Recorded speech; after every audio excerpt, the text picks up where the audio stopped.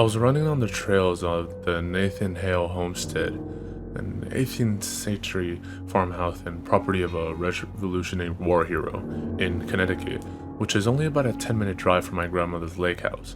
I could not find a map of the trails anywhere online, and there didn't seem to be any signage at the place, just a bunch of random mountain bike trails in the woods.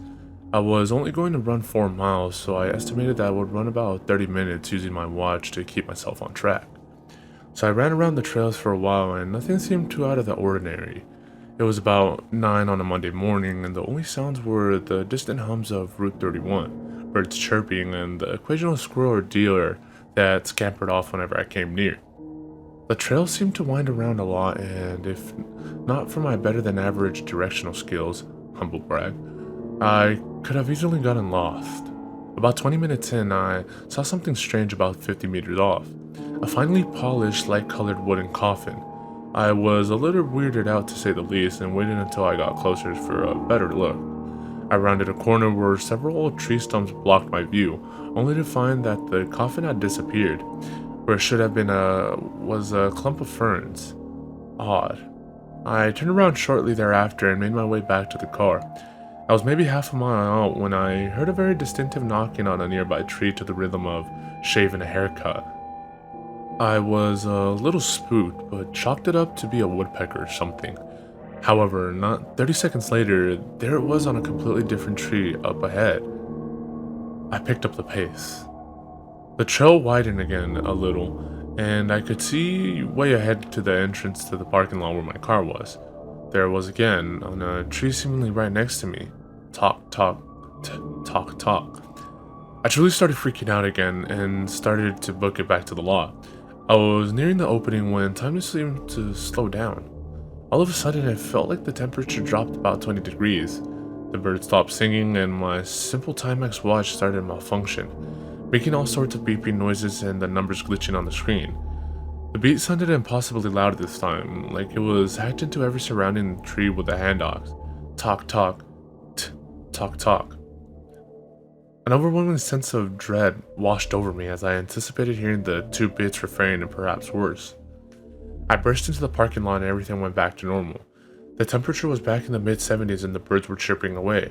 I looked at my watch only to discover that it had gone completely blank. I stood there and stared at it until it flashed 12 Monday 101 January 1st. My watch had reset itself. It had never done this before. I got into the car and started the engine. The clock on the display read 12, but that couldn't be right. It should have been around 9:30 and 9:45 at the latest. I put it in reverse and backed up to where I could clearly make my way out to the main road. However, as I was about to throw the car into drive, I sat there. I heard a sharp rapping sound on my back window, like someone hitting it with their knuckle. Talk, talk. There was no one else in the parking lot when I had finished my run. No cars, no nothing. I didn't dare look back and hightailed it back to my grandmother's house. I have no idea what could have caused this series of events and still cannot explain it to this day.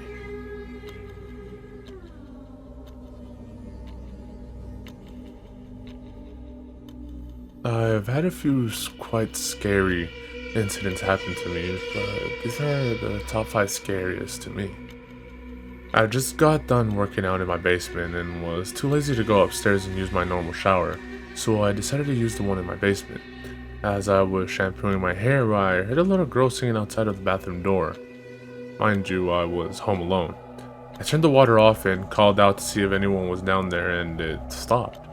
I put the water back on and was rinsing off when I started it up again, but this time it just sounded like humming.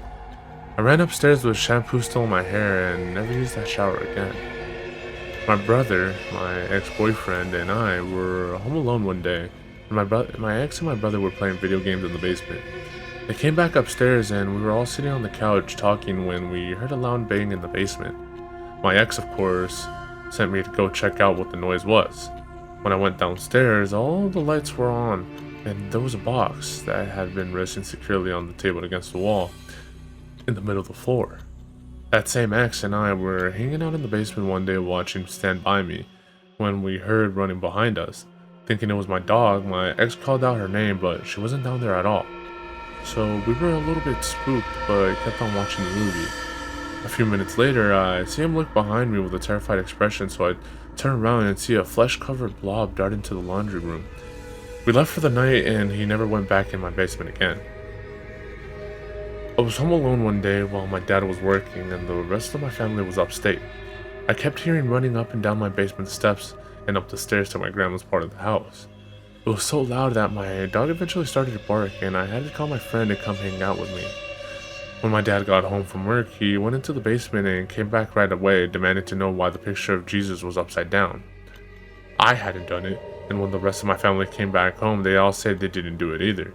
My grandma and mom are really religious, so they would never dream of doing something like that. My cousins and I went away for the weekend 3 years ago, and we're staying in this little hotel by the water. I slept with one of my cousins in bed, and my other cousins slept in the other bed.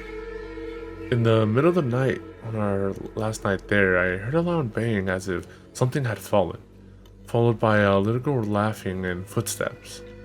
The cousin who I was sharing the bed with screamed bloody murder and shook me to see if I heard it too, which I was pretending I hadn't, and my other cousin slept through the whole thing. The next morning, she told us she had a weird dream that a little girl was running around the room pushing our stuff off the table.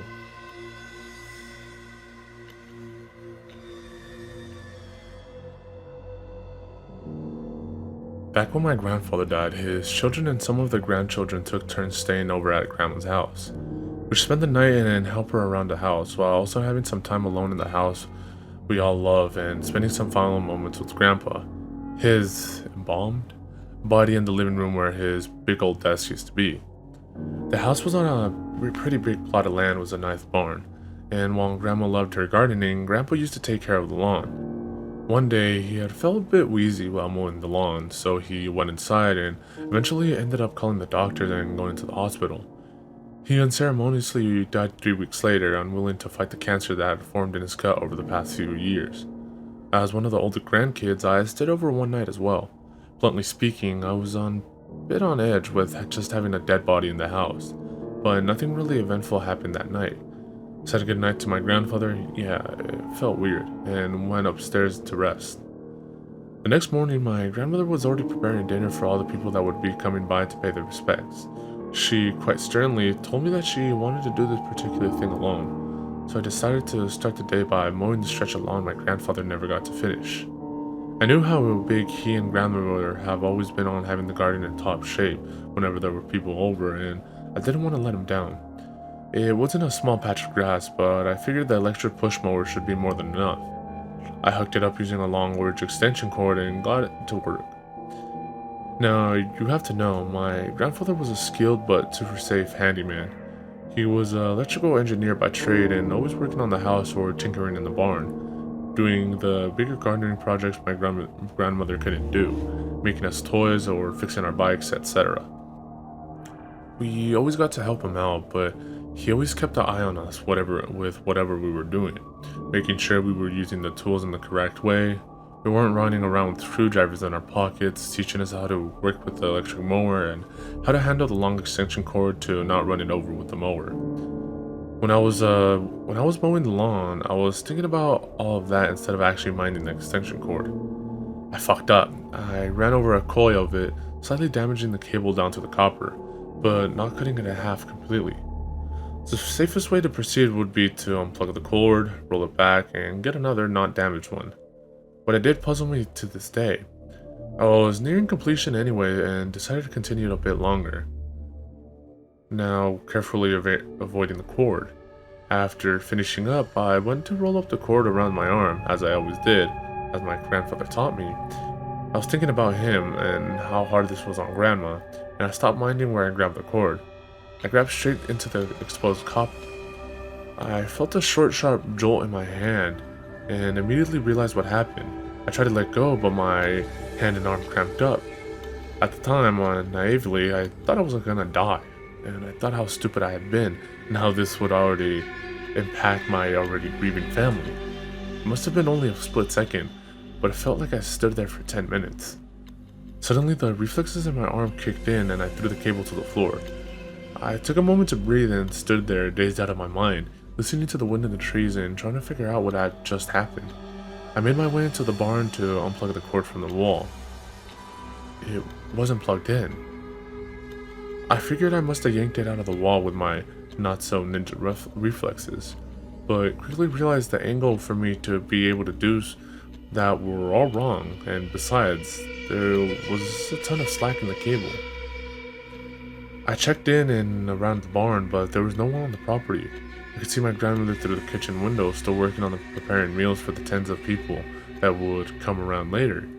The dog was still in his own enclosed section of the garden on the other side of the house, ears pointed, tail in the air, eyes fixated on me and the barn behind me, nervously whimpering and pacing back and forth. I had never believed in something of a spirit world and afterlife, souls or energy staying behind in the physical world, any of that. But as silly as it sounds, on that day I did. On that day, I was convinced my grandfather was watching me at my back to make sure I wasn't doing anything stupid.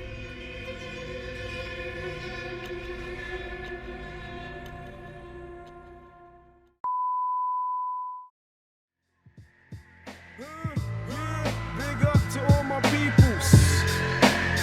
I done dug into my bag of tricks, came up with some different skits. Not your average mafia, I be on some different shit. You know I'm pimping shit that make you use your mind. So if you can fill in the blanks, do it when it's time. Come on. 1, 2, 3, 4, 5, 6, 7. Feel like I'm in hell, but I wish I wasn't. Yeah, you got it, now knock it while I rock it. I stick plugs in the socket and money in my.